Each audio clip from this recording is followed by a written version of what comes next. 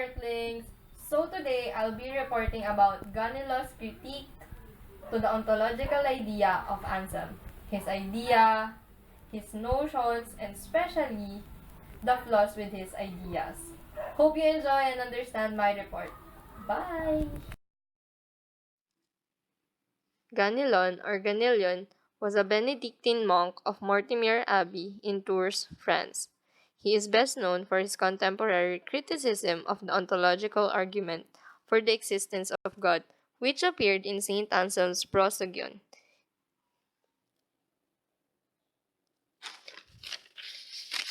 He conceived of another ontological argument, but he stated in these ideas that one argument must be sound and logically conceivable.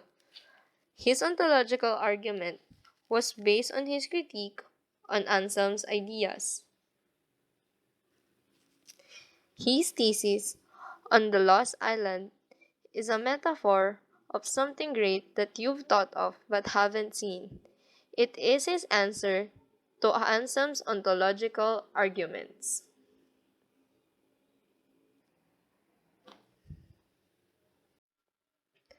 Anselm's ontological argument. If God is that which no greater can be conceived, Anselm argues, then nothing can be imagined that is greater than God. If God does not exist, though, then something can be imagined that is greater than God, namely, a God that does exist. Our minds can conceive anything that we can think, desire, or want. It is the critical thinking part of a human person. It tells us what we should think and imagine. It is man's central system.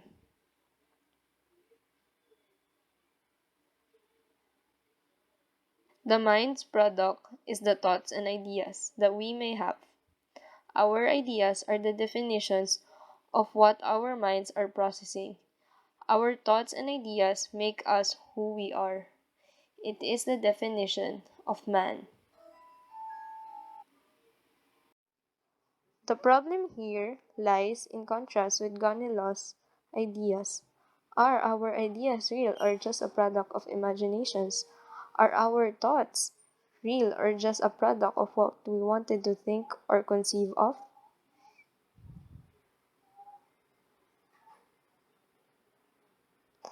Now, let us discuss Ganilo's ideas of a lost and perfect island. An island in our mind is the idea of the greatest island that we have thought of or ever created in our ideas and mind. But to be able to rectify the idea of an island, it must coincide with an island of reality. Imagination plus reality proves a higher probability of existence of that said island. If the idea of a perfect lost island is only situated in the mind, then there must or there could be another greater idea of a perfect island that could have existed before the conception of the mind. But if one cannot think of something greater than our idea of that perfect island, then that perfect island must or could have existed.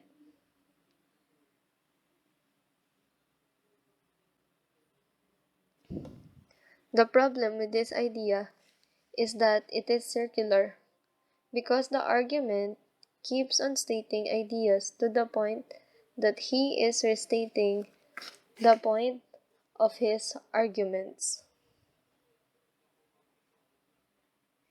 In contrast, in what he stated, is another statement that he has given. Even if we know or conceive of something perfect in our mind, it doesn't mean that it could transcend into reality. Perfection could never be equal to reality. Another flaw in his argument is that he failed to explain the idea and meaning. He simply threw out his ideological thinking about the fallacy of Saint Anselm's logic.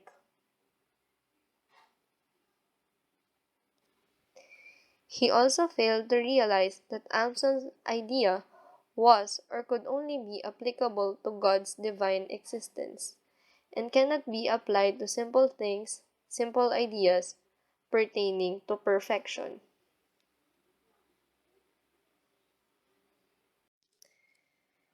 His argument was simply or just a mirror of what Anselm has said, and nothing more. He does not try to prove out a more concrete and more ideological proof of God.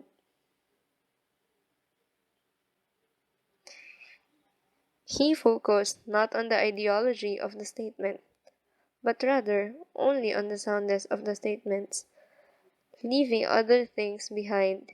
He simply focused on the logical idea rather than the other meanings of the statement.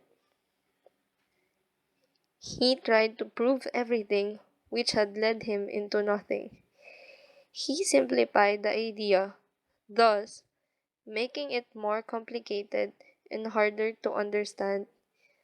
Everything is very circular.